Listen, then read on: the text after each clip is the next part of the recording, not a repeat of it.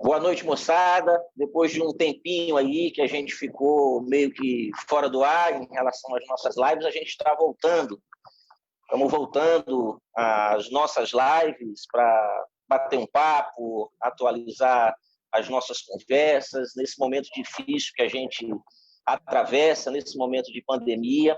Eu não posso, como em nenhuma outra live eu deixei de fazer, o comentário diário a respeito do crescimento do número de casos e de mortes. Nós já estamos perto de 26 mil mortos. Nada da gente chegar no tal pico, né? Alagoas também já está aí beirando já os seus 400 mortos. E o Rio de Janeiro ultrapassou os mortos da China. Você veja um país com uma quantidade de habitantes quase 10 vezes mais do que o nosso país. Um único estado do nosso país ultrapassa o número de mortos, né, da China, que é o caso do Rio de Janeiro. É lamentável, mas nós sabemos que poderia ser diferente.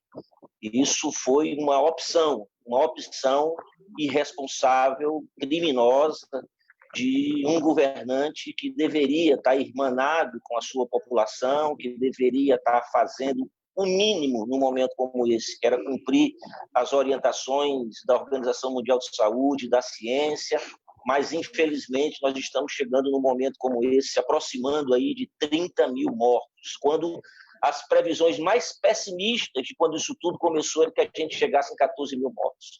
É um absurdo, mas a gente vai conversar sobre isso, mas principalmente nós vamos conversar sobre economia, mas uma economia de uma forma mais descontraída, hoje, com o nosso convidado, que é o professor Cícero Péricles, economista, que é o convidado da gente hoje, e além do nosso querido companheiro, o deputado federal Paulão, para a gente bater um papo hoje, não só a respeito da pandemia, mas dos efeitos da pandemia na nossa economia, na nossa vida cotidiana, e mais especificamente em relação a Maceió.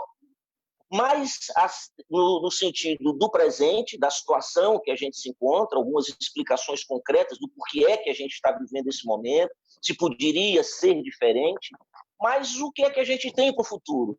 Porque nós vamos ter futuro. Existe um futuro pela frente que a gente vai viver, um futuro pós-pandemia, uma situação de normalidade que não vai ser igual à normalidade de antes, e é isso que a gente vai bater papo hoje, vai conversar com o professor Cícero Péricles. Eu vou logo passando a bola para o nosso querido convidado de hoje, o professor Cícero Péricles, para que ele aborde essa questão de uma maneira mais geral, essa pandemia, o que é que ela impactou, né, na vida do povo brasileiro, o que é que está por trás dessa polêmica de isolamento social, de fim do isolamento social, de funcionamento da economia, se é dessa forma como o Bolsonaro está colocando, que só tem esse jeito da economia funcionar, que é acabando com o isolamento social, se há outras maneiras disso funcionar, como que a prefeitura de Maceió está investindo ou não, como é que está se comportando nesse aspecto, o próprio Estado.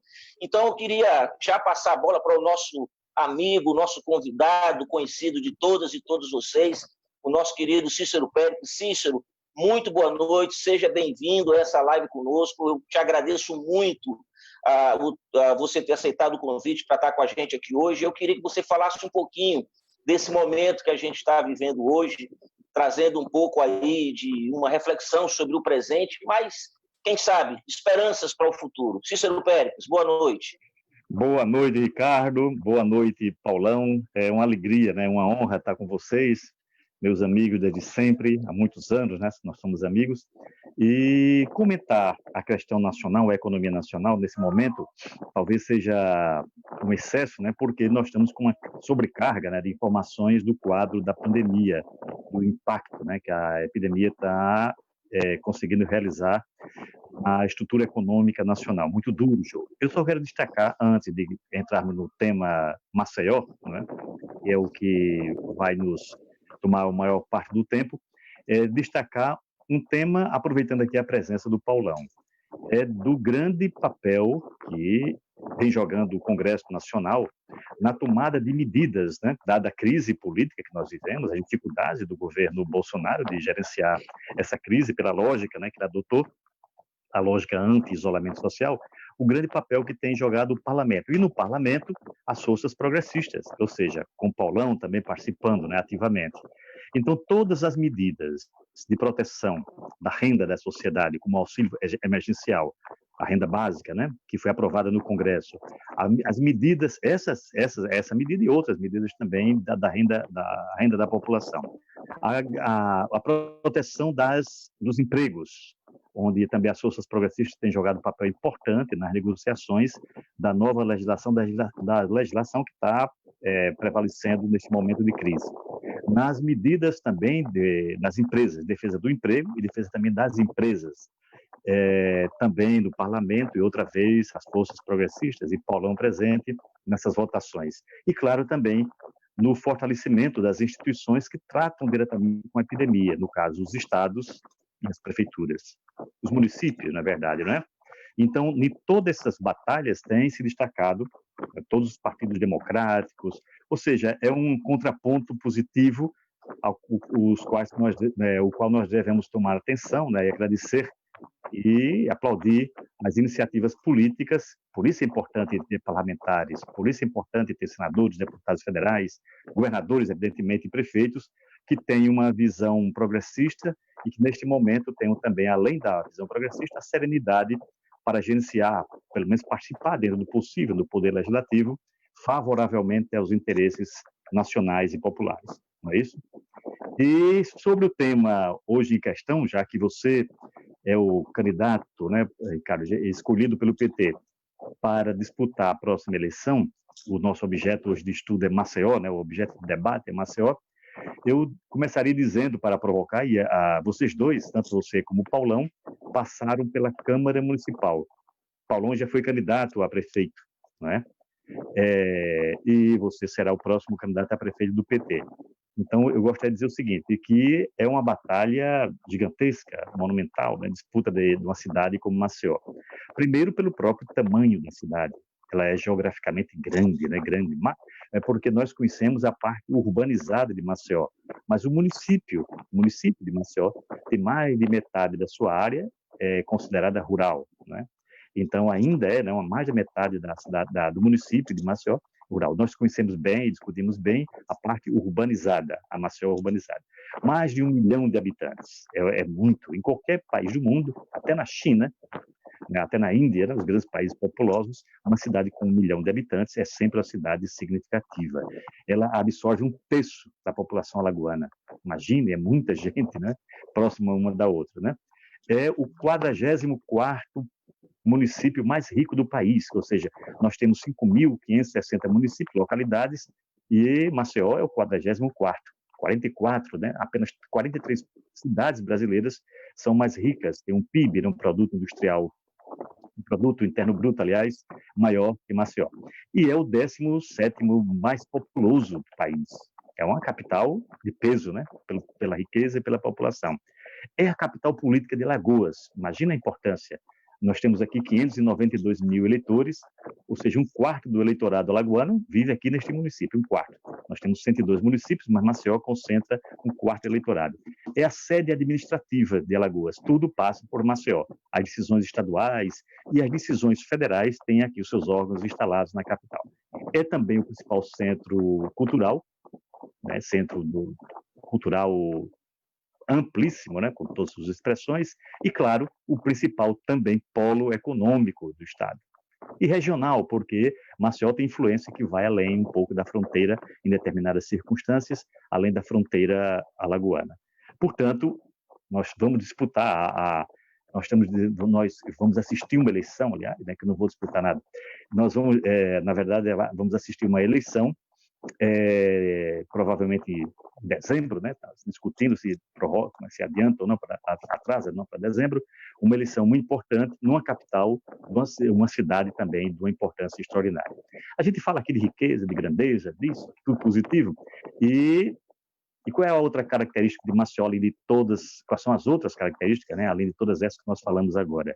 É de que é uma cidade desigual. profundamente desigual, né? Pobre, com a população majoritariamente pobre, né? Então, existem duas medidas para saber, né, no âmbito nacional, quando nos comparamos entre todos os municípios, né? Uma é o IDH, Índice de Desenvolvimento Humano. Maceió tem o índice de desenvolvimento mais baixo entre todas as capitais. Ele é 720, 0,721, uma medida, não vamos discutir isso aqui agora, né? É uma medida técnica, mas o fato é de que é a cidade com o mais baixo índice de desenvolvimento humano de todas as capitais brasileiras. A gente olha para a cidade, agora nesse momento de chuva, né? E vê que a cidade tem, segundo a Defesa Civil, 575 áreas de risco. É muito. O que são áreas de risco? Áreas que as pessoas vivem, né, sobre o risco permanente, inclusive da própria vida, onde esses conjuntos, pequenos conjuntos habitacionais ou casas isoladas, sofrem com a possibilidade, com a angústia, a possibilidade de serem arrastadas pelas águas ou caírem morro abaixo, ou seja, é uma situação dificílima, né? E o IBGE publicou agora, esta semana passada, um dado sobre os aglomerados subnormais. O que significa essa palavra bonita, né? Aglomerados subnormais. Poético o nome, né, Paulão? Aglomerados subnormais. Aglomerados subnormais são os locais de condições infra-humanas. Difícil, né? Infra-humanas. Então, as favelas, as grotas, grotas e grotões, né? Os loteamentos clandestinos, as encostas, as palafitas, ou seja, esses lugares difíceis da cidade. E nós temos nessas localidades, Paulão, 55 mil famílias de Maceió, não de Alagoas. Alagoas são 65 mil, 55 mil em Maceió. Dramático, né? Uma cidade que é o 44º município mais rico, né? Por que isso? Porque além de pobre, nós somos desiguais. É uma cidade profundamente desigual. Quem é que mede a desigualdade? É outro indicador, que se chama índice de Gini, né? Que vê a parte mais rica contra a parte mais pobre e cria um índice. Alagoas também tem um índice que corresponde ao seu grau de pobreza e à sua disparidade de renda.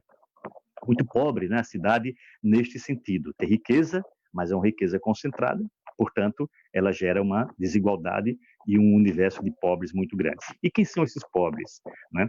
Então, esses pobres, eles têm endereço, né? Tem nome, CPF, todos eles, têm registro também. Onde? No cadastro único, né? Nós temos 330 mil famílias vivendo em Maceió.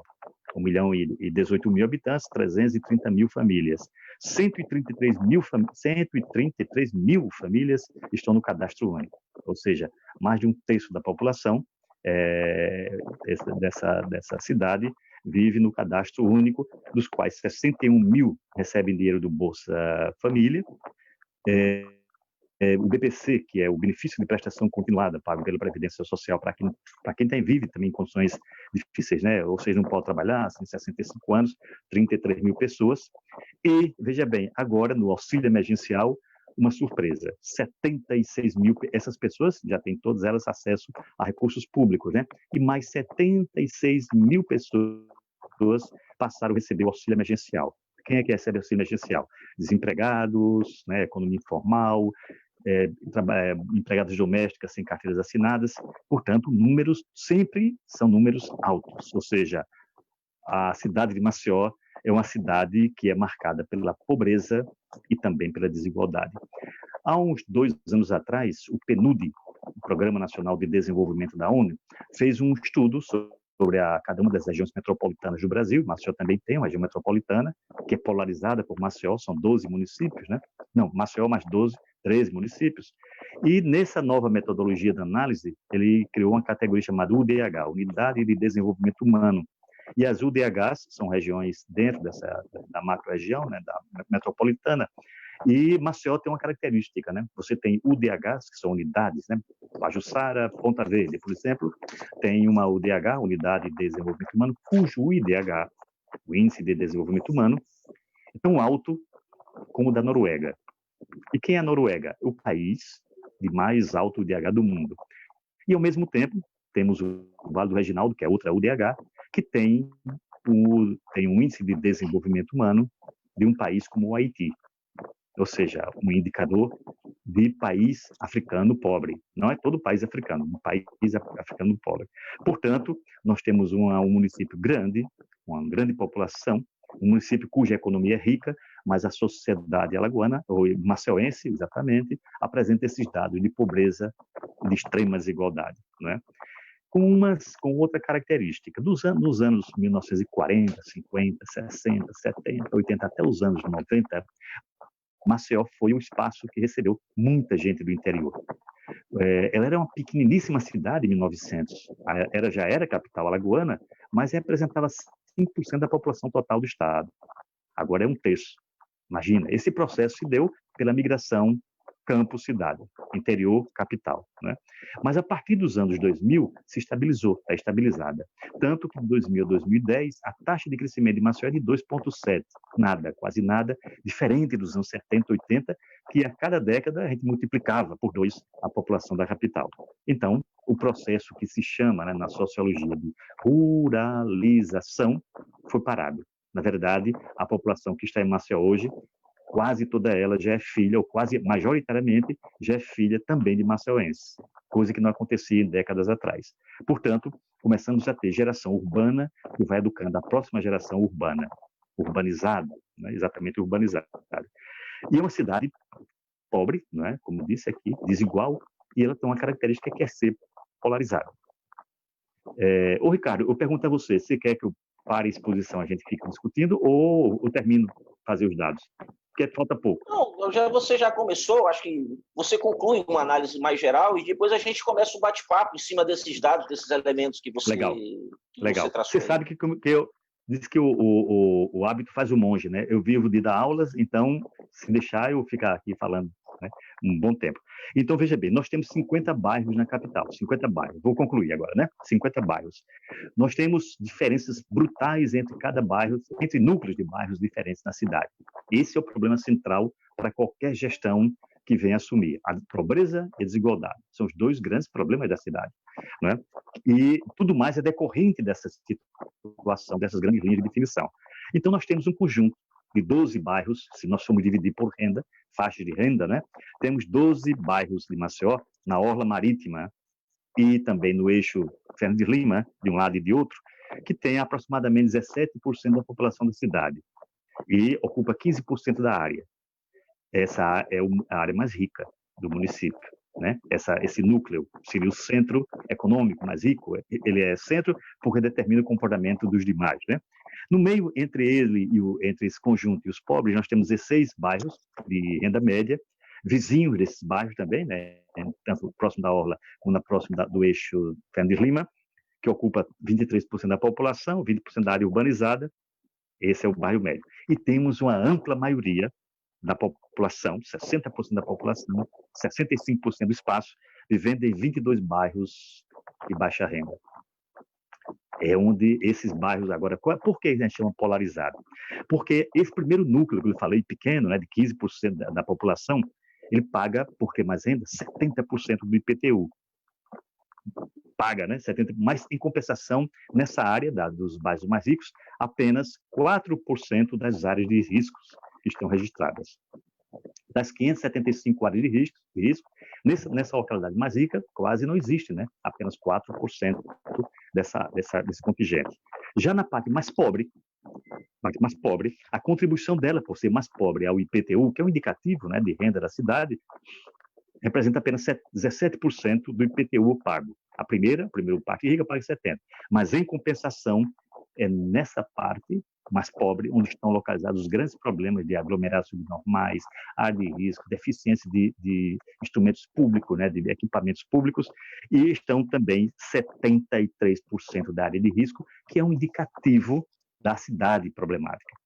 Então, o que vai acontecer? Você, Ricardo, vai disputar a prefeitura, como o Paulão também já fez, e vai permanecer como cidadão, né? Ganha ou perca, mesmo ganhando, você poderá ser um cidadão prefeito, preocupado com essas 2 grandes questões, o combate à pobreza e o combate à desigualdade. Então, esse é o centro, é o nervo, é onde divergem as visões políticas e administrativas sobre a nossa capital.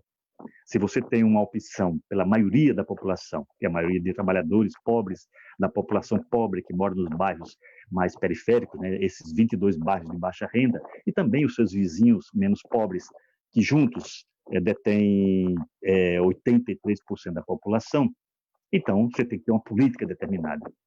Se você faz opção pelo primeiro núcleo, o núcleo mais rico, não é? Então a sua opção também é diferente. Por quê? Porque no primeiro você vai combater efetivamente a desigualdade com políticas públicas, vai diminuir a desigualdade e a pobreza. E no primeiro, quando muito, você vai decorar um pouco mais a parte já mais estruturada, com mais equipamentos, não é? Onde as condições de vida são bem diferentes, como a ONU mostrou, não é? As UDHs têm situação norueguesa, e nessa maioria que vive na periferia com algumas manchas de extrema pobreza, que a prefeitura, com políticas públicas, pode sim, não no curto prazo, não no exercício de um mandato, mas com políticas sequenciadas, mudar o perfil social da nossa capital. Esse me parece ser, viu, Ricardo e Paulão, o grande divisor da prática e do discurso político para quem é vereador, para quem é prefeito e para quem vive na capital. É isso? Tranquilo. Paulão, para a gente iniciar um bate-papo, eu também queria que você fizesse aí algumas considerações a respeito do tema que o Cícero já desenvolveu, para depois a gente começar aqui um bate-papo, algumas perguntas. Eu, inclusive, elaborei algumas aqui para o Cícero responder dentro daquilo que ele colocou. Paulão, boa noite. Obrigado pela tua presença hoje aqui na live, meu irmão. Fica à vontade. Boa noite. Queria cumprimentar o Ricardo, cumprimentar o Cícero, cumprimentar de uma forma destacada os internautas que acompanham essa live nesse momento de isolamento social, e mandar, Cícero e Ricardo, um abraço aqui da Luciana. Ela é isenta também, é da área da educação, você da economia, ela de geografia, né? E comunicação para o Ricardo. E queria também expressar aí um abraço para a Simone. Eu percebi antes da live ela presente. Então, dizendo isso, primeiro, sempre é importante ouvir o Cícero, né? Pela sua capacidade teórica, que eu conheço há um certo tempo, e a gente não precisa revelar o tempo, né, Cícero? Não. E para mim, que é o destaque, não é só o conhecimento teórico, é o compromisso social. Então, como eu tenho uma visão assim, eu gosto muito do Gramsci, que fala do intelectual orgânico, ou seja, o Cícero consegue chegar ao ápice da academia em relação ao processo acadêmico, do doutorado, pós-doutorado, mas ele continua colocando as raízes onde ele nasceu, né?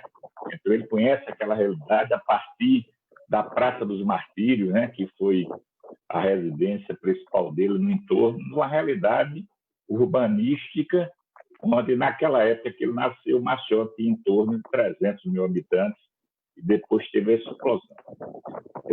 Primeiro, contextualizar o processo a nível internacional. A pandemia, ela existe, é internacional, ela, por enquanto, não tem cura, e a ciência, e quem está na linha de frente das pesquisas, avalia que possivelmente esse ano não terá vacina, portanto, o remédio preventivo é o isolamento social, que é fundamental para a defesa da vida, mas o isolamento social ele tem um preço, ele afeta a economia, que paralisa. E aí você tem uma disputa de um processo que não deveria existir, economia versus saúde, ou ciência, ou economia versus isolamento social. Aí eu gostaria, e por isso que eu repito sempre exemplo, o segundo homem mais rico do mundo, que é o Bill Gates, ele diz claramente, entre defender a economia e a vida, é necessário defender a vida. Depois a gente verifica como a economia caminha. Eu estou dizendo de um bilionário, que vai ser agora trilionário. Tanto ele como Jeff Bezos, o dono da Amazon, que é o homem mais rico, ele deve ser trilionário agora, porque nesses últimos 30 anos houve uma concentração de renda altíssima, e é por isso que uma minoria de 2% domina a fortuna do mundo, tanto no plano nacional como no Brasil também. Então, o Cícero representa um olhar da economia com essa visão social. E aí, o que ocorre no governo do Brasil? Independente do resultado eleitoral, não quero discutir. A população, a soberania popular, votou no Bolsonaro, né? Eu acho que foi um grande equívoco, mas eu respeito a democracia. E aí ele coloca no comando do Ministério da Economia um cidadão que utiliza uma escola da década de 80, a escola de Chicago, que está na contramão do mundo. Então, vários colegas economistas têm críticas pesadas ao Paulo Guedes. E, para concluir essa observação, só é o verificar, por isso que ele não queria que fosse divulgado, nem ele, nem Bolsonaro, o baixo nível daquela reunião presidencial, né? Foi um motivo assim de filme de pornô de quarta categoria, né? Inclusive, o próprio comandante, o principal cafetão, é o Paulo Guedes, querendo vender o Banco do Brasil, botar uma bomba no bolso dos trabalhadores, enfim, não tem compromisso social nenhum. Então, ora, qualquer estadista, independente do corte de visão econômica, eu cito o exemplo do primeiro-ministro da Inglaterra, que ele é liberal, clássico, conservador, ele foi contra o isolamento social, contraiu a Covid-19 e depois percebeu o erro que cometeu o próprio presidente dos Estados Unidos, idem. Então, o que essa pandemia traz? Influencia o mundo, chega em Maceió e tem interferência nas eleições. Por isso que tem um nexo causal sobre isso. Os países que deram resposta ao combate à Covid-19 foram os países que têm saúde pública. E aí o debate que o Cícero Pérez sempre faz, e no processo eu venho aprendendo, e sou seu aluno eterno, né, mesmo não sendo da área da economia, e ele percebe e faz um corte a importância do Estado ser indutor da economia.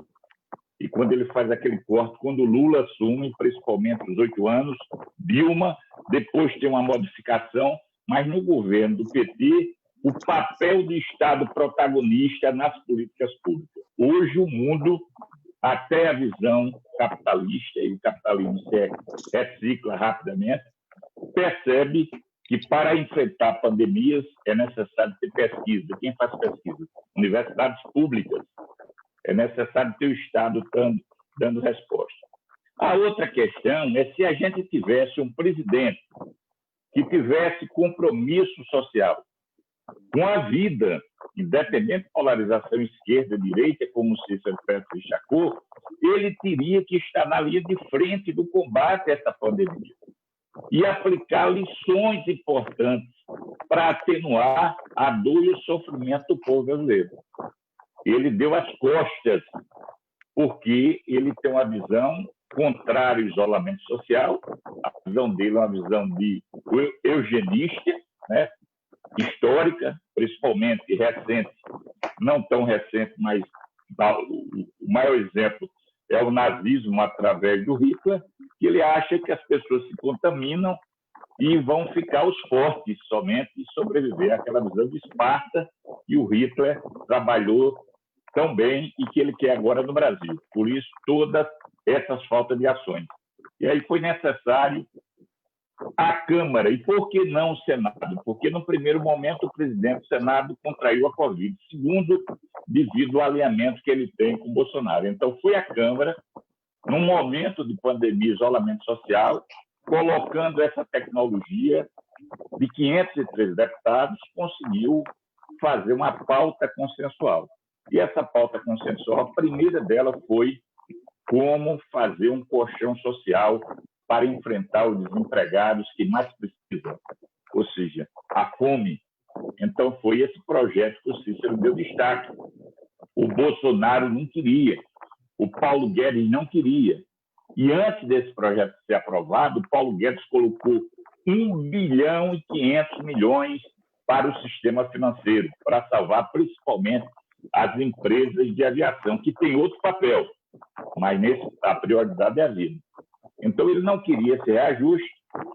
No primeiro momento, ele concordou com 200, a gente do PT e a oposição queriam um salário mínimo, aumentou para 400, 500, chegamos a 600, até 1.200, em alguns casos, que foi aprovado, se a mulher for chefe de família. Então, esse projeto foi fundamental. O segundo projeto, que foi sancionado hoje, depois de muito tempo, ajuda municípios e estados, porque você não trata a saúde no plano federal da União, você a trata no município e estado. Então, foram os estados os interlocutores importantes para o combate à Covid. Por quê? Porque a rede estadual, ela que tem a saúde de alta complexidade, que são as UTIs, né? Então, foi necessário ter essa ajuda que não teve. Além disso, devido ao isolamento, o consumo cai. O Cícero depois me corrige. Só em combustível aqui em Alagoas teve uma queda de 4,50%. E isso tem reflexo direto no ICMS, que é um tributo importante para o Estado. Então, cai a arrecadação. Eu não vou falar nem Alagoas, vou falar do Piauí, no depoimento que teve o Hélio Dias, numa reunião com a bancada virtual, ele dizia, se não tiver ajuda financeira, eu não pago a folha de pagamento de maio. Grave. Então, foi aprovado na Câmara a ajuda financeira para municípios e estados. Terceiro, como você salvar as micros, pequenas e médias empresas, que também aprendi nessa caminhada, e no auge, quando estava o governo do PT, o Cícero trabalhou, fez consultoria, em várias vezes eu participei de eventos do SEBRAE, no plano nacional era o Sérgio Moreira, um alagoano, né, que foi o presidente do SEBRAE nacional.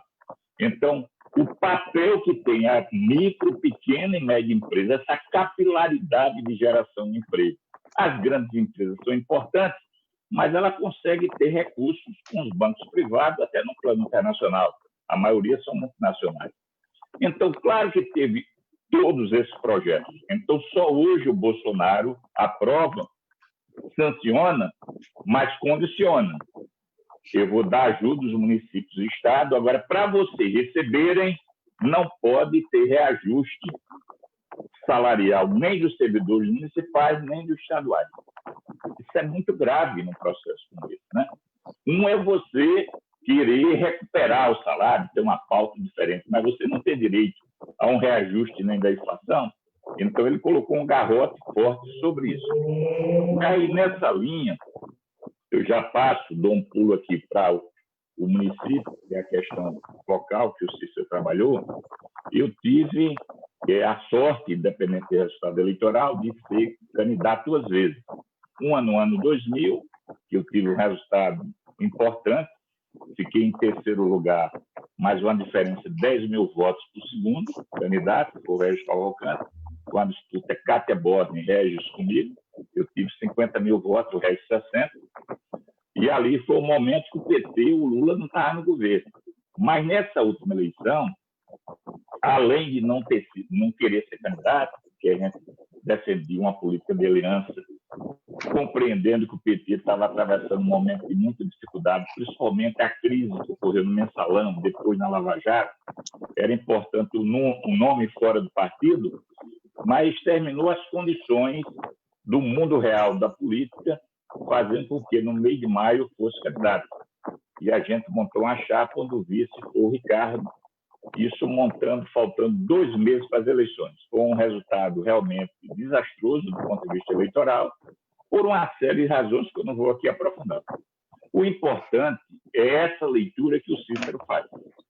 O desafio do Ricardo, que já foi candidato, inclusive, a governador, foi vereador por Maceió, uma concepção de esquerda, sem ser sectário, mas tendo posição sobre essa situação, só tem sentido ter candidatura para governar Maceió se a gente tiver a opção, nessa visão que o Cícero faz, clássica, da cidade partida. Então, do Cais do Porto a Jacarecica, você tem o IDH da Noruega, que é um dos maiores do mundo. Na parte periférica, um dos menores do mundo. Então, aqui a gente tem o capitalismo como lição real, que hoje o mundo está discutindo, que é a desigualdade. Então, na hora que a gente estiver governando, o PT tem que ter coragem de fazer isso, e aí vai ter que votar ou não na gente, mas já sabendo que nós queremos, a gente tem que governar para os mais pobres, para onde precisa melhorar esse DH que o Cícero tanto procura. Nessa linha, tem algumas políticas básicas fundamentais, né? Qual o papel do município relativo à educação? Creche e o ensino básico, que, diga-se de passagem, está vivenciando um momento gravíssimo. Maceió é um dos piores desempenhos na educação das capitais do Brasil. Eu acho que é a pior capital com desempenho. A rede está totalmente detonada. Então, a gente tem que dar um suporte em relação a isso. A outra questão é saúde.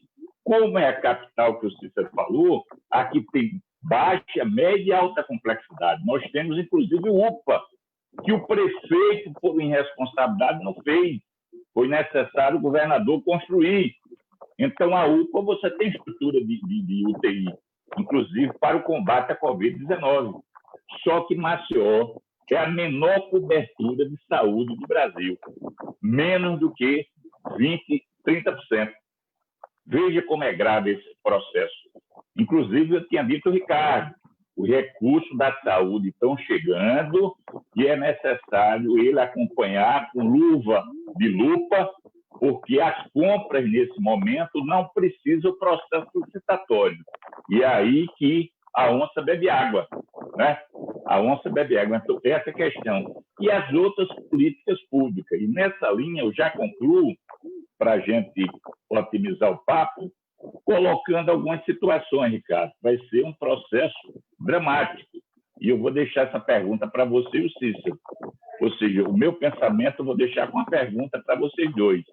Ora, a pandemia do coronavírus, conforme a ciência, não vai ser equacionada a curto prazo, né, do ponto de vista da saúde. A economia é uma visão média da maioria dos economistas do mundo e do Brasil. Tanto o Brasil como a Alagoas não vai ser diferente, não vai ter crescimento de curto prazo, vai ser médio e longuíssimo prazo. Portanto, vai aumentar o desemprego, o conflito social. Ou seja, quem for prefeito vai gerenciar essa bomba que vai estourar depois, porque você vai ter muita demanda social e pouco recurso. Então, vai ter queda na arrecadação, porque essas microempresas médias, micros, pequenas e médias, poderão, inclusive, não sobreviver. E a cadeia produtiva de Maceió, claro que a secular derivada da cana-de-açúcar, que já viu uma realidade de muita dificuldade, o setor químico, que vem atravessando momentos, e agora pior, depois desse desastre do Salgema, da Braskem, no bairro do Pinheiro, montante de advertência, caiu a arrecadação do setor químico, era o turismo que vinha dando suporte. A população mundial, e do Brasil não será diferente, ela, depois da pandemia, vai ter medo de viajar, ela não vai para grandes aglomerações, inclusive vai mudar todo o layout de grandes restaurantes, que era mesinha um junto da outra, grandes shows, etc. Tal. Num outro momento vai ter, logicamente, o medo, que é natural do ser humano. Então, eu avalio que é um cenário muito difícil para a gente. E a gente tem que trabalhar. E, para isso, o prefeito tem que estabelecer um processo de acordo. Mas aí, a gente teria que começar a colocar como eixo um projeto que foi aprovado num plano estadual, que é importante, mas muitas vezes ele sai do seu papel, é desvirtuado. É criar um fundo municipal de combate à pobreza municipal. E quem tem que pagar isso são os mais ricos. A gente tem que colocar no Congresso Nacional, e esse clima já existe, Cícero, para tributar as grandes fortunas, o clima no Congresso hoje já tem, tributar os bancos e dividendos, mas é necessário também aqui a gente estabelecer um processo de imposto progressivo para essa região da Noruega, como o Cícero falou, ela tem que pagar mais imposto para que a parte do Haiti tenha um mínimo de sobrevivência, não é nem de vida. E aí finalizo a parte histórica que o Cícero conhece, porque ele nasceu naquela região, no entorno da Praça do Martírio. A Levada, ela era uma realidade pequena, né? Não tinha o número de habitantes que tinha hoje. E hoje em dia você tem um número de pessoas em habitações subnormais, como ele falou, que depende do manancial que é a Lagoa, onde o prefeito apresentou um projeto urbanístico, tirou um empréstimo de 400 milhões, interditou a pista, está paralisada aquela pista, a população sem água, sem lona, porque nem moradia tem, sem assistência nenhuma da prefeitura. Então, genocida não é só Bolsonaro no plano nacional, dando as costas por tudo. O comportamento do prefeito, quando interdita parte da Lagoa, quando não estabelece com o governo do Estado colocar o mínimo de água potável para aquela população, quando não coloca lona, quando não dá assistência social para aquela população, são políticas genocidas. E aí o desafio da esquerda é governar para a maioria. E o Ricardo, sem dúvida nenhuma, é bom de luta e terá um desafio enorme. Não vai ser fácil, repito. Pandemia, recessão no plano internacional e nacional e, logicamente, vai chegar aqui em Alagoas. E eu não tenho dúvida que o PT sempre foi a marca da coragem, né, Cícero? E tendo pessoas intelectuais, orgânicos, como Cícero, a professora Luciana, que num processo interno colocou seu nome para fazer disputa, mas é exemplo de Cícero também, é uma outra intelectual, vários intelectuais que vão trabalhar num projeto para que tenham uma Maceió melhor. Eu tenho fé, eu acredito nisso. É isso, Ricardo. Valeu, Paulão.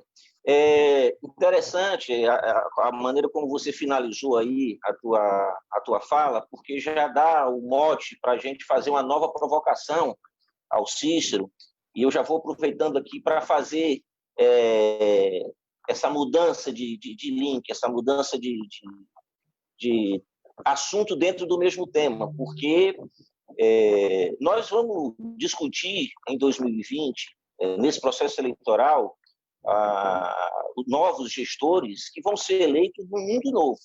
Se nós já temos todos esses problemas aqui em Maceió, que o Cícero colocou e que você, Paulão, também ratificou e confirmou, isso tudo ele cresce e se agrava exponencialmente fruto da ação da pandemia no mundo, no Brasil, no nosso município.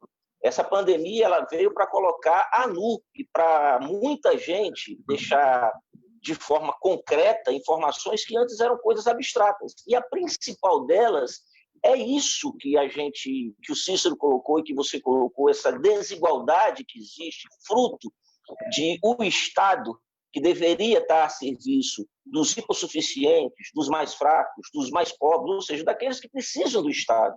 O Estado foi feito para proteger os mais fracos. Né? Ele faz o inverso. Ele faz a lógica de proteger aqueles que já têm a sua proteção natural, os ricos, digamos assim. E a falta da ação do Estado, isso ficou bem claro agora nessa pandemia. Né?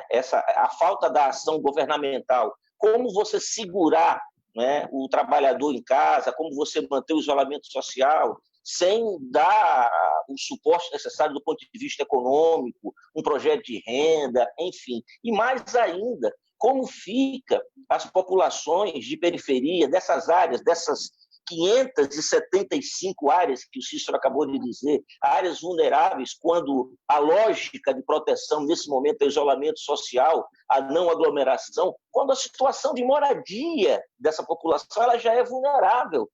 Ela já é vulnerável. Existe aqui em Maceió, a gente tratou disso, do ponto de vista das habitações, além de serem precárias, elas são desprovidas de esgotamento sanitário, né, do abastecimento d'água, de água corrente, uma população que mora à beira do esgoto, a céu aberto. A coleta de lixo aqui, Cícero, ela não é feita de forma regular. Eu fui candidato a prefeito em 2004, né? Você sabe disso. Eu, inclusive, contei com a tua ajuda, com o teu auxílio, com toda a literatura que você produziu para debater Maceió. E eu debatia muito a questão do Riacho Salgadinho, que é um problema que não tem solução. Nenhum prefeito resolve aquele problema do Riacho Salgadinho, mas o Riacho Salgadinho é a expressão da cidade de Maceió. A expressão da cidade de Maceió, porque quem mora às beiras do Riacho Salgadinho é justamente essa população, Cícero, que você disse, essa população aí que está esquecida, essa população que não tem os serviços da prefeitura, os serviços do Estado, digamos assim, que poderiam ser oferecidos pela prefeitura, sequer de coleta de lixo. E quem não tem coleta de lixo, que possa levar o lixo que você produz na sua casa para o lugar correto, ele não vai guardar o lixo dentro de casa, ele vai se livrar do lixo. Né? Geralmente, para onde? Joga e vai para o Riacho Salgadinho e tem a poluição. Não é porque o povo joga o lixo, não é porque a prefeitura não tem uma política de oferecer a coleta de lixo aonde se precisa dessa coleta de lixo. O esgotamento sanitário, a mesma coisa. Então, nós temos uma população esquecida. E a inversão disso, ela é política, é simplesmente vontade política, coisa que nenhum gestor que passou pela prefeitura de Maceió até hoje teve a vontade de fazer, porque em outras cidades onde já houve gestões que enfrentou esse problema, principalmente onde já houve gestões petistas, situações como essas foram mitigadas, elas foram, digamos assim, amenizadas. Então, essa pandemia ela coloca um desafio. Eu já vou entrando aqui no assunto. Então, nós vamos entrar em 2021, nós vamos passar por um processo eleitoral já assolados por uma pandemia. Maceió já é uma cidade, Cícero, que já vem por um fenômeno econômico natural se desindustrializando. Está se desindustrializando cada vez mais. Não é que é em detrimento, mas está se desindustrializando. A gente cada vez mais passa a ter no setor de comércio e serviços hoje a nossa opção, a nossa vocação produtiva, digamos assim.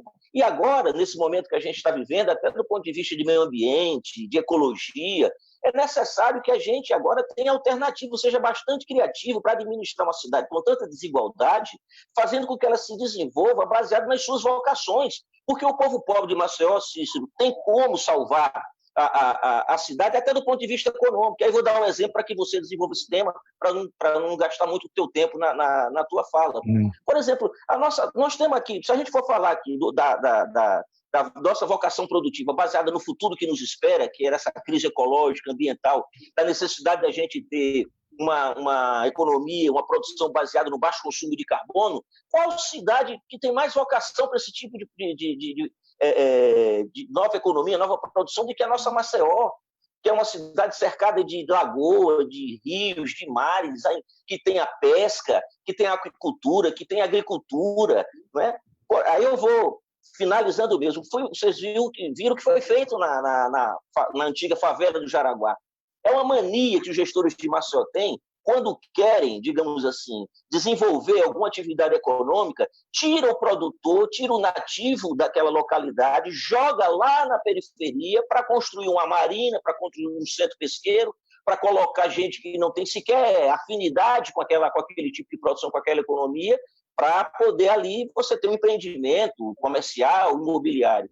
Ali, na beira da lagoa, nós temos uma riqueza do ponto de vista de vocação produtiva, que é o nosso marisco, que é o nosso sururu, e não tem nenhum incentivo por parte da prefeitura para isso. Pelo contrário, tem esquecimento, como que o Paulão acabou de colocar.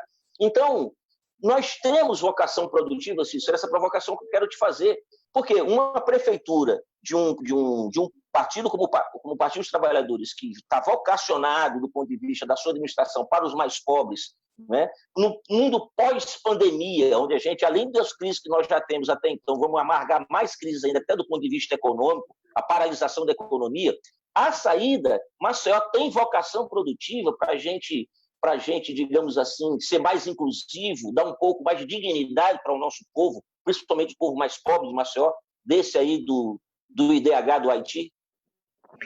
Ô, Ricardo e Paulão, veja bem, o gestor, ele, evidentemente, ao longo da sua carreira política, dos seus partidos, da rede de alianças que faz, né? Evidentemente, né, dos compromissos futuros, ele toca a cidade de uma forma ou de outra, né, ou de outras formas. Então, é evidente que se houver uma rede de alianças que consiga sustentar uma gestão que seja democrática, reformista, republicana, o nome vai dando, né, ou seja, que trabalhe com a maioria, evidentemente que ele descobre forças que todas as experiências nacionais em todas as cidades do Brasil, onde acontece esse tipo de fenômeno, você descobre na parceria com a sociedade uma força inacreditável, né? Ou seja, uma aliança com os movimentos sociais, com a população organizada, para tocar um projeto. Que projeto? Um projeto esse, né? Bem claro, repetindo o mantra, combate à pobreza, combate à desigualdade. Então, de todos os tópicos, de todas as áreas, a partir do momento que você definiu a linha geral, é essa aqui, e as forças políticas que lhe apoiam concordam, as forças no plural, né? Concordam, Câmara Municipal, as forças vivas, né, da sociedade concordam com isso. Então, evidentemente, para cada segmento que você trabalha, você vai aplicar essa linha geral. Por exemplo, a moradia é um drama, né, de Maceió, um drama. Por quê? Porque é uma sociedade pobre, a desigualdade também gera déficit habitacional, baixa qualidade das residências, e você pode modificar sim, olha, nós estamos atravessando aqui uma experiência aí em Maceió, que merece sim ser estudada, frequentada, analisada, que é a vida nas grotas. Uma invenção baratíssima, né? Uma tecnologia social baratíssima, que de alguma forma afeta diretamente a vida das pessoas que moram nas grotas. Mora muita gente, você está vendo os números, né? Os números são gigantescos. Então, com baixo investimento, você ilumina, organiza mais ou menos aquela localidade e tem um efeito imediato na qualidade de vida daquela população. Não é para transferir população. Isso é uma política equivocada, né, de tirar a população da beira da lagoa e jogar lá no tabuleiro, não é, com conjuntos habitacionais uniformizados, essa experiência do Cidade Sorriso. Ela é condenada hoje, né? Os urbanistas, todos os críticos dizem que não, que o importante é você melhorar o padrão de vida permanentemente de cada um dos bairros. O VEGEL tem que ter a estrutura e a infraestrutura de um bairro normal da cidade, com escolas, postos de saúde, ou seja, com todos os equipamentos necessários para que as pessoas vivam com dignidade, né? Então, a habitação, ela mobiliza muitas forças da população, a autoconstrução, a experiência de vida nas grotas, como eu falei, os conjuntos habitacionais a partir de reformas que possam ser feitas também com apoio da prefeitura. Veja, não podemos adiantar para o futuro tarefas que você não pode cumprir. Tem algumas tarefas, por exemplo, o saneamento da cidade. É um custo altíssimo, então tem que ser feito com parceria com o Estado e com a União. Por quê? Porque a prefeitura não tem arrecadação para prometer saneamento, não é? Então ela pode ser parceira desse processo, jamais o grande elemento que possa... Mas em algumas áreas, sim, a mobilidade, por exemplo, urbana, nós não podemos mudar o modelo capitalista de organizar as cidades onde você privilegia o transporte individual. Neste aspecto, Ricardo, e Paulão, vou chamar a atenção. Maceió, nós temos 200 mil automóveis em Maceió. 200 mil automóveis. E temos 85 mil motos. É o inferno do trânsito, né?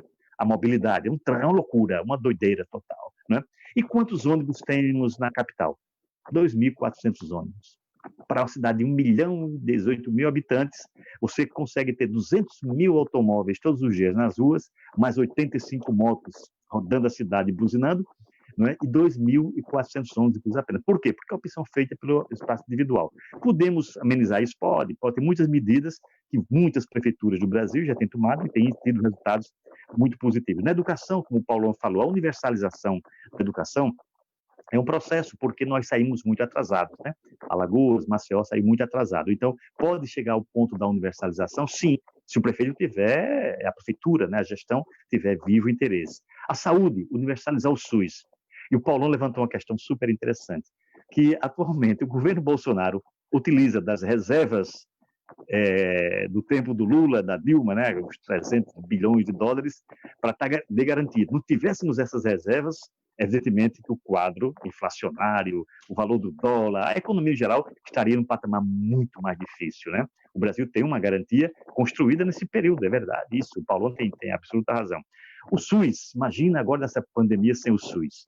Seria uma loucura, né? Como é que nós iríamos gerenciar o auxílio emergencial sem a Caixa Econômica, um banco estatal, um banco público, que foi muito fortalecido no período Lula-Dilma. não é isso?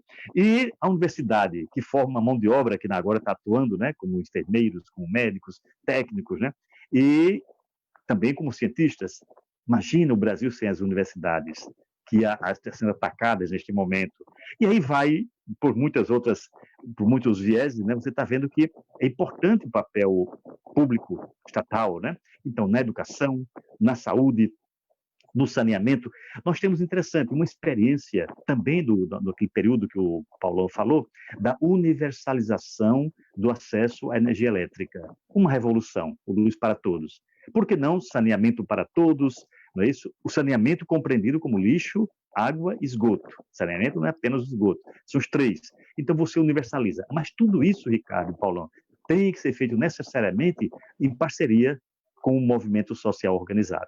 Isso tem que ser uma marca de qualquer gestão democrática, né? Infelizmente, na capital nós não temos isso. Quer dizer, a cidadania, ou seja, os moradores organizados por bairro, por rua, cada um no seu logradouro, né, que se identifique com o bairro, vai ser com o bairro, com a rua, com a praça, mas um movimento comunitário forte, porque do movimento comunitário forte é que surge o apoio central para essas medidas democráticas, né? Então, outra questão importante da universalização, que as pessoas rodam e dizem, emprego e renda? É a pergunta também que surge com muita força, né? De sim, mas como é que vai gerar renda e emprego? Primeiro, eu quero fazer uma observação aqui, aproveitar a presença do Paulão. Veja bem, Paulão, o auxílio emergencial, esse aprovado no Congresso, ele teve um impacto, está tendo um impacto muito forte. Nós estamos com a relativa tranquilidade na sociedade, a economia está parada no final do mês de março, todo mês de abril, todo mês de maio, e a expectativa, a linha do horizonte ainda não está definido quando é a volta. Mas a sociedade está mais ou menos tranquila, funcionando. Que segredo é esse, né? Que faz a sociedade funcionar? Auxílio emergencial. Nós temos em Alagoas, Ricardo, 1.100.000 famílias. 530 mil famílias receberam a primeira parcela do auxílio emergencial. Quanto? 530 mil. 438 milhões de reais. Não são 600 reais, não. 1.100 reais a média. Segundo ponto importante, a Previdência Social paga em Alagoas a 530 mil pessoas, que têm famílias, né, uma fábula de dinheiro mensal. E antecipou para o mês de abril e agora para o mês de maio as duas metades da parcela de dezembro. Esse dinheiro entrou e foi todo para o consumo. Não é isso? As prefeituras pagaram seus funcionários, o Estado também pagou, são 140 mil pessoas, funcionários públicos. É muita gente. E graças também ao que o Paulão falou da garantia do emprego, do programa de garantia de emprego, 61 mil alagoanos que perderiam diretamente seu emprego estão nesse programa de manutenção da atividade profissional com subsídio federal. Veja como é importante. Aí a questão que eu coloco para o Paulão é a seguinte: esses mecanismos todos têm data para terminar, Paulão, julho, não é? E o mês de agosto, como é que será? Portanto, eu acho, na minha opinião, Paulão, que prefeitos, vereadores, deputados estaduais e federais, governadores, ou seja, os senadores também, toda a bancada alagoana e todo o mundo político, tem que já colocar na sua agenda de hoje a necessidade da prorrogação dessas medidas. A prorrogação, porque ela está datada para julho. E não vai ser a discussão para o mês de julho, tem que ser um mês agora, tem que adiantar essa discussão para garantir e tranquilizar a população, não é isso? Para que os meses... Porque em julho a economia, Paulão, e você colocou corretamente, estará numa situação muito mais difícil. O nível de desemprego será muito mais elevado, né? A queda da renda média também, a receita também vai cair fortemente nos municípios e no Estado. Cai pela arrecadação e cai também pelos pacotes tributários aprovados, né? Que diminuíram a capacidade tributária do Estado. E, veja bem, o grau de inadimplência e de endividamento também vão subir em flecha. Nesse quadro, é imprescindível a manutenção da renda emergencial, dos pagamentos em dia da Previdência, porque esses dois colchões, você falou da colchão emergencial, né? A Previdência também, Paulo, a Previdência também. Você sabe que no interior nós temos 130 mil pessoas que recebem do BPC, do benefício de prestação continuada, que depende desse momento, né? E essa renda toda, Paulo, vai para o distrito, para o básico, né? Mas voltando aqui à grande pergunta, esse alerta eu estou fazendo, essa discussão, porque eu não tive chance de encontrar você ainda fora desse ambiente aqui eletrônico, né? Então, a renda, né? Então, evidentemente, que um programa de desenvolvimento local, no caso a capital de Maceió, ele gera renda. Por quê? Porque se você tem uma preocupação, prefeito, né, de levantar os bairros, não de mudar a população e jogar em outro lugar, mas de melhorar cada bairro desse, você vai movimentar a construção civil, que é um elemento de impacto imediato, porque a construção civil ela não precisa de capital internacional, ela não precisa de tecnologia mundial, ela não faz importações, é tudo local, não é isso? A matéria-prima, a mão de obra e o efeito imediato nas residências, né, da população desta cidade. Então, gera muito, mas muito emprego. Né? Todos nós sabemos a construção de qualquer melhoria, de qualquer obra pública ou privada, ela demanda muita mão de obra. Nós temos uma rede comercial, e o Ricardo falou bem, grande, gigantesca, mas ainda tosca, básica, sem infraestrutura. Pronto, basta ver os 9 mercados populares que estamos em Maceió, as feiras populares, que carecem de toda e qualquer infraestrutura. É como se, por ser pobre, em geral são pobres que vão comprar naquela região, o público, o que chama segmento C, D e E, né? Na verdade, os trabalhadores de renda mais baixa não merecessem infraestrutura. Você imagina, você vai a uma feira aí em Maceió, não tem banheiro, não tem lugar de guardar a bicicleta ou a moto, que é o transporte dos pobres, né? Não tem nada, né? É disputa de lixo, cachorro, urubu, é uma terrível nas feiras populares que nós temos. E, claro, o investimento da prefeitura também gera situações favoráveis ao emprego, à renda, do consumo popular. O microcrédito é possível, sim, para as atividades majoritárias. Por quê? Porque vivemos numa sociedade onde a microempresa e os MEIs, que é o microempreendedor individual, formam 95% dos empreendimentos, dos negócios na cidade. Então, esses instrumentos que o SEBRAE, como o Paulão lembrou, mas também que o BNB utiliza, que a agência de fomento também participa, mas muito pequena na participação, elas também podem impulsionar fortemente, e isso gera renda, gera situações favoráveis, né? Isso é para bem. Então, a cidade, ela pode ter na sua base, na sua maioria, nos bairros pobres, né, investimentos de baixo valor, mas que tem um impacto muito importante na vida dessas pessoas. Tanto de melhoria da qualidade de vida, né? Quando você melhora a rua, quando a rua está saneada, quando as casas estão pintadas, as luzes estão iluminadas, evidentemente que a qualidade de vida sobe e o valor também do imóvel sobe fortemente. Essa experiência de vida nas grotas é algo que a esquerda, todos os partidos de esquerda, têm que estudar com maior carinho e maior atenção, né? E, ao mesmo tempo, também a prefeitura, ela não é apenas ela vai trabalhar apenas para os bairros pobres, ela vai ter que trabalhar para a cidade inteira. Só que a atuação desses bairros pobres, ela será a prioridade, mas não a exclusividade. É diferente, né? Então, o que vai acontecer? Nós temos em Maceió áreas de expansão econômica, porque a gente fala muito do turismo, né? Que Maceió também tem muito forte. Então, nós temos um potencial muito grande, já é uma realidade, mas tem um potencial maior do que essa realidade, que é um polo de saúde. Isso que o Paulo lembrou agora, de média e alta complexidade. Então, a rede de hospitalar de uma cidade de 1 milhão de habitantes, ela não atende somente a sua população, mas ela atende no âmbito regional. Por quê? Porque não dá para você ter alta complexidade em localidades com 3, 4 mil habitantes, ou então com renda muito baixa. Ela tem que ser mais ou menos concentrada, onde existe já infraestrutura, uma série de exigências de própria mão de obra, para atuar de forma plena, não é? Então, Maceió já tem um polo de saúde de média e de alta complexidade relativamente grande. Nós temos um polo de educação técnica e superior também relativamente grande. Nós temos 106 mil alunos universitários na rede alagoana. 106 mil alunos é um contingente, 5.800 professores universitários temos hoje em Alagoas, concentrados, evidentemente, em Maceió. E temos até uma discussão meio que é muito na moda nessas revistas da juventude, né? Que é os aspectos mais modernos ligados à eletrônica, tecnologia de informação, né? Os chamados serviços de negócios, que a expressão em inglês é business services, né?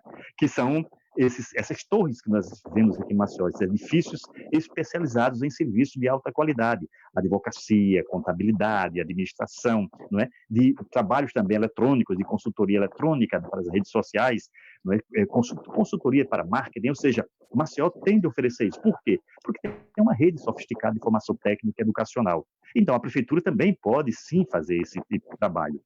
Ou seja, nós podemos oferecer serviços e desenvolver a economia de forma diferenciada do bairro mais pobre, não é isso? Até o bairro mais rico. Evidentemente que privilegiando a função social da prefeitura, que é de oferecer saúde pública universalizada, educação universalizada, modificar lentamente, porque é difícil modificar rapidamente o modelo de transporte de uma cidade, mas tendendo a modificar, e fazer com que a cidade vá paulatinamente incorporando também elementos de modernidade, como o Ricardo falou, da questão ambiental.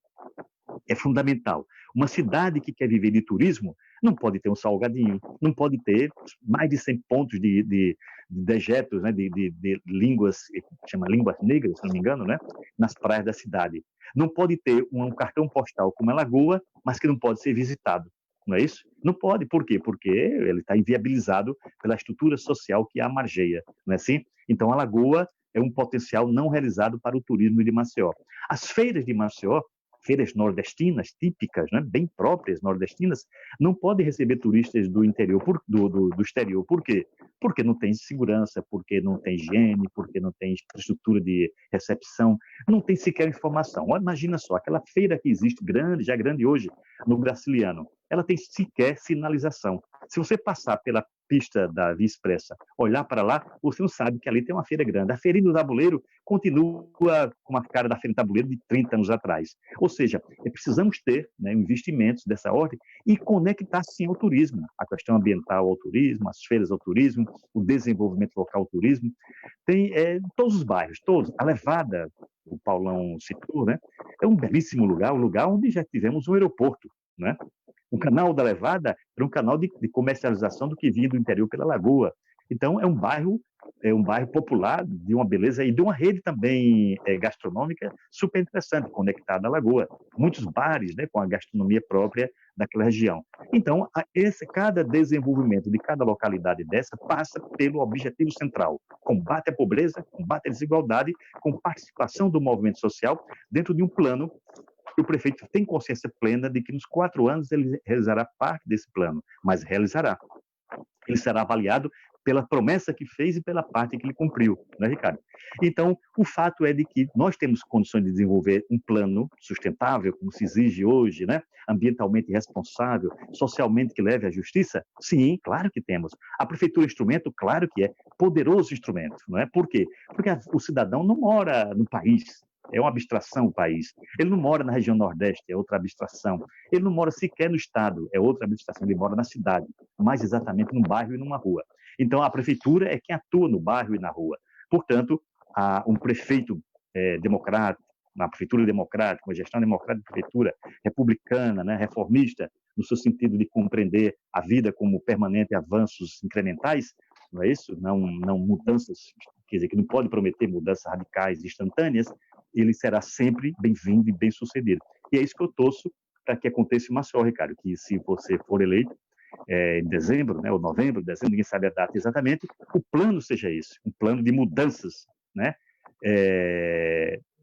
de grandes mudanças na capital, que leve a uma combinação que todo mundo fica angustiado. A cidade belíssima, né, composta por águas, como você falou agora, do mar, riachos, 9 riachos Maceió tem, o complexo lagunar, 3.000 horas de sol por ano, parte alta, parte baixa, que permite ser um jardim permanente, né? Maceió pode ter essa visão, né, de um jardim permanentemente florido pelo número de horas de sol por ano e pela presença da água, né? Porque Maceió tem alta pluviosidade anual. Então, todas essas condições, elas são emperradas, são proibidas do grande drama social.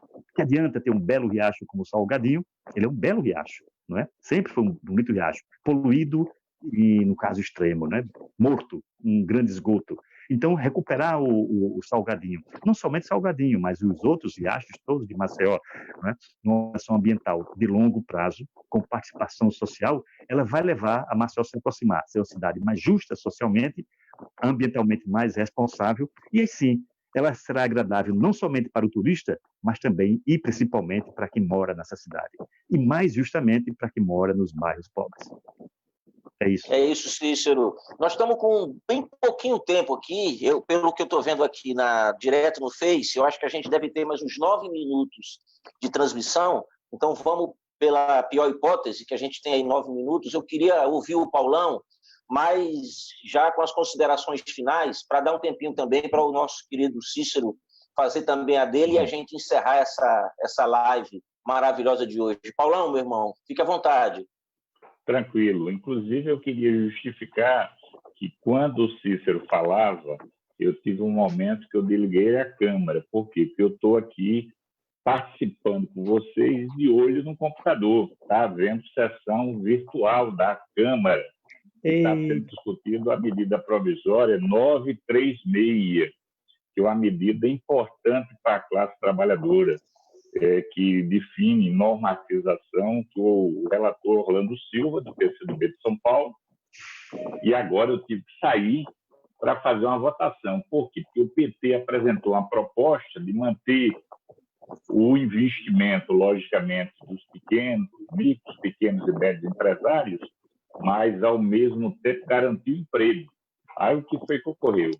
O PP, o Centrão, com mais de 257 deputados, derrota a classe trabalhadora. É uma luta que todo dia a gente está jogando pesado.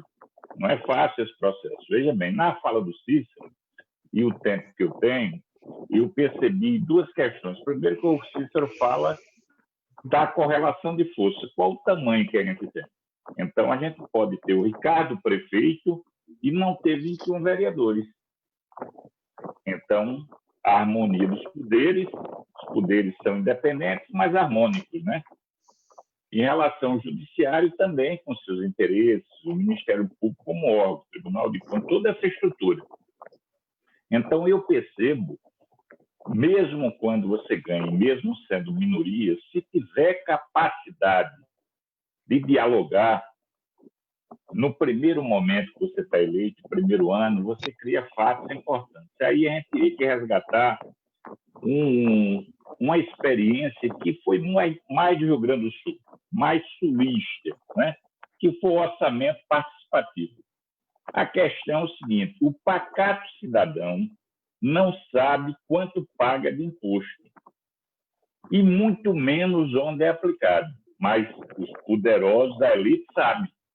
E é por isso que eles capturam o Estado, certo? Eles conseguem gerenciar o governo do Estado e com discurso privatista, que não tem que fazer isso e aquilo, mas eles capturam. Então, o orçamento, eu acho que é uma arma poderosa que a esquerda tem, principalmente o PT, que criou essa experiência, de pegar os 50 bairros de Maceió, fazer o mapeamento e o prefeito descer com sua equipe, ouvindo a população, fazendo um diagnóstico, não só uma visão técnica, mas ao mesmo tempo ouvindo a população que mora.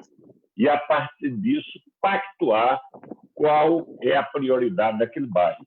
Nem que seja uma obra ou duas. Na hora que for, nas instâncias que o orçamento participativo tem, você implantar, porque você vai criando o processo de cidadania.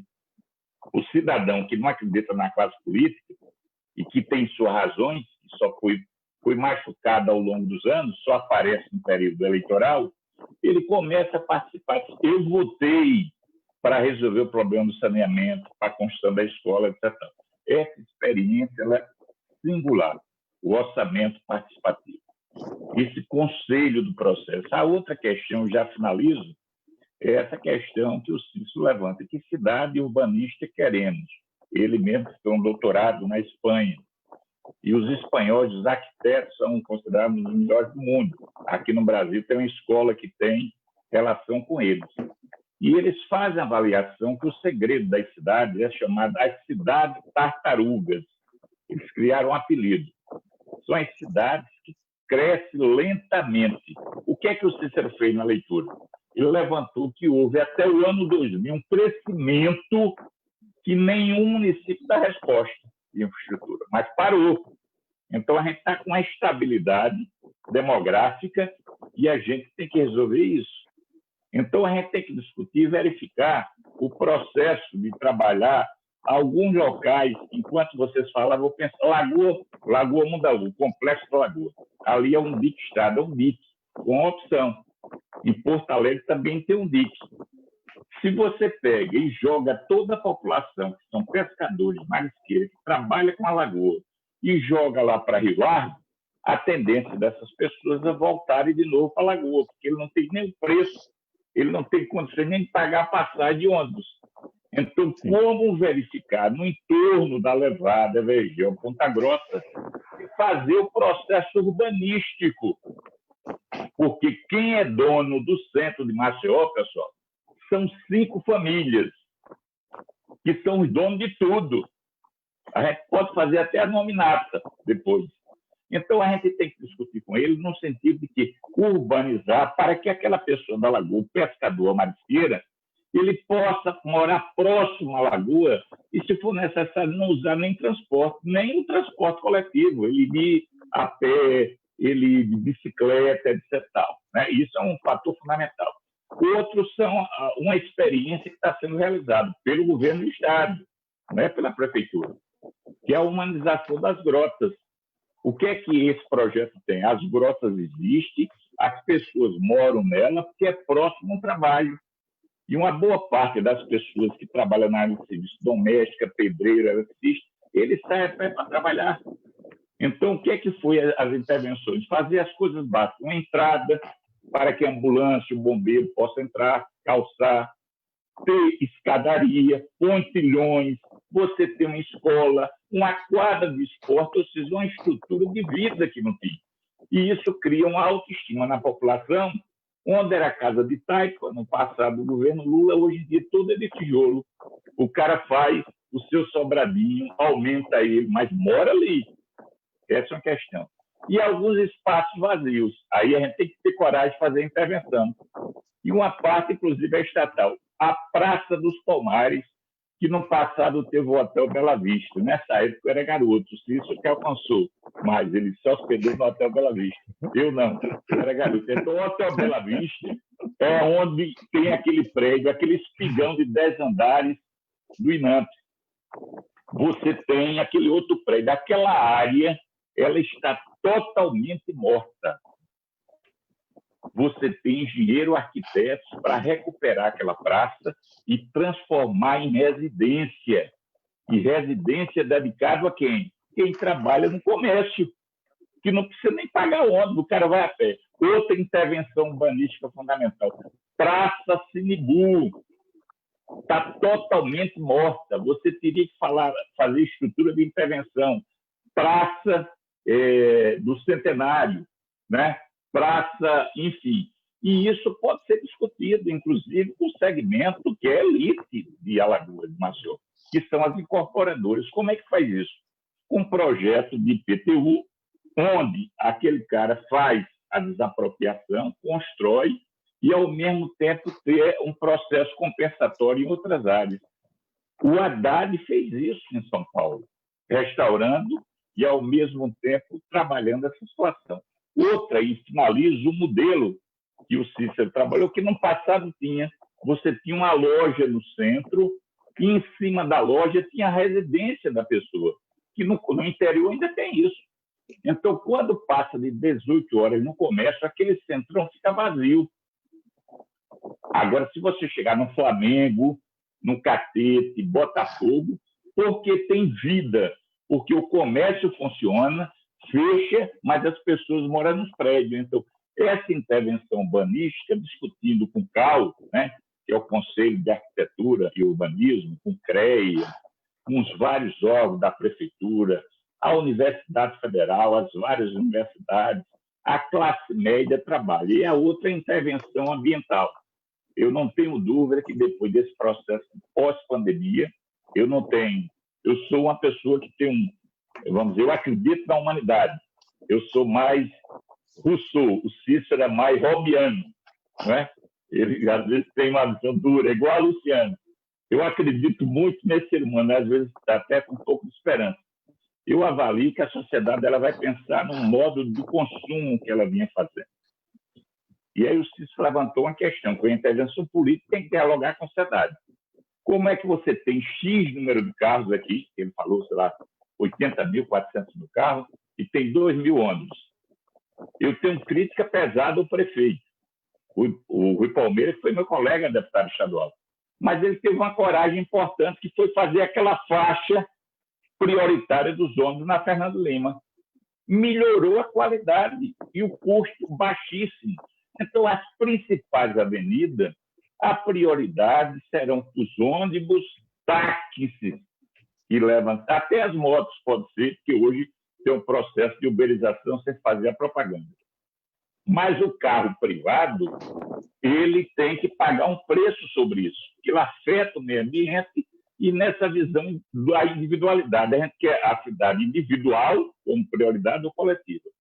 Aí é por isso que, Ricardo, que eu acho que tem alguns instrumentos que é o debate. À medida que tem capacidade, repito, de fazer um coletivo, fazer uma conferência, fazer o orçamento participativo, ouvindo todos os segmentos, eu ainda tenho muita fé que essa construção, mesmo tendo essa interface Noruega e Haiti, de repente a gente vai ter um caminho para ter dias melhores.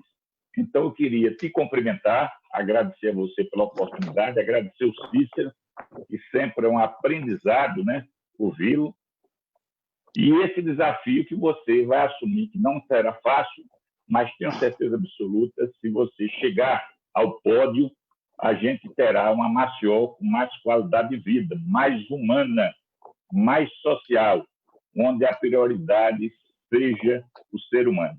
Um abraço a você, Cícero, de forma destacada os internautas. Valeu, Paulão, obrigado. Cícero, suas considerações aí, Cícero, para a gente encerrar essa live. Eu quero agradecer, Ricardo, o convite que você me fez, a presença do Paulão, que sempre me anima, me alegra reencontrar, o velho amigo de velhas, não tão velho assim, né, Paulão? Porque você é um jovem que... O Paulão teve me contando o primeiro voto dele, que foi em 1962, né? Tinha 5 anos. Brincadeira. Então, só dizer isso, agradecer e dizer o seguinte, Ricardo, que a gente tem que pensar, né, na sociedade e colocar isso. Eu acho que a sua campanha, o primeiro mérito dela deve ser o de colocar em debate na cidade essas questões, dessa forma, não é? Meu filho, a forma, como você mesmo disse, que defende, e o Paulão também insistiu, e eu coloco também essa visão transformadora da cidade. Isso vai ter apoio de arquiteto, apoio dos arquitetos. Nós temos 3 escolas de arquitetura em Maceió, né? O mundo empresarial, que quer que a cidade cresça para ele ganhar mais recursos, né? A cidadania, porque tem vive interesse na educação, saúde, transporte, qualidade de vida, né, verdadeiramente. A Câmara Municipal, por mais conservadora e fisiológica que seja, quando ela vê um projeto vitorioso, ela acompanha. Em todo lugar do mundo é assim, não é? Mas quando a prática não é, ela acompanha a prática fisiológica e conservadora, não é? E, claro, se esse conjunto de experiências positivas derem bem na cidade, tem um elemento fundamental que é para encerrar o debate, quer dizer, da minha presença no debate, diminui fortemente a violência. Isso também é um fator importantíssimo para quem vive numa cidade de Maceió, que é uma cidade muito violenta, né, com indicadores muito altos, né, de assassinatos de jovens, negros também. Todos os indicadores que constantemente todos os números vão apresentando. Então, uma cidade que vai apontando para a qualidade de vida, ela paralelamente vai diminuir também o grau de violência. E isso interessa a 1.018.000 habitantes. Portanto, o que eu vou fazer é torcer para que essas questões sejam postas primeiro no debate e que você, espero, né, seja vitorioso para que nós possamos ter uma Maceió também transformada. Era isso, muito obrigado. Valeu, Cícero. Valeu, Paulão. Eu quero agradecer a vocês dois, agradecer também a moçada toda que acompanhou a live até aqui, dizer que a gente continua esse debate em outras oportunidades. Foi pouco tempo para tanto assunto importante que a gente tratou aqui e outros assuntos restaram, mas haverá outras oportunidades para a gente seguir com esse debate importante para a nossa cidade de Maceió, nesse momento aí de renovação, né, que traz as eleições de 2020. Cícero, um forte abraço. Paulão, um forte abraço. Obrigado pela presença de vocês dois. Estamos encerrando mais uma live. Obrigado a vocês. Boa noite e até uma próxima. Boa noite.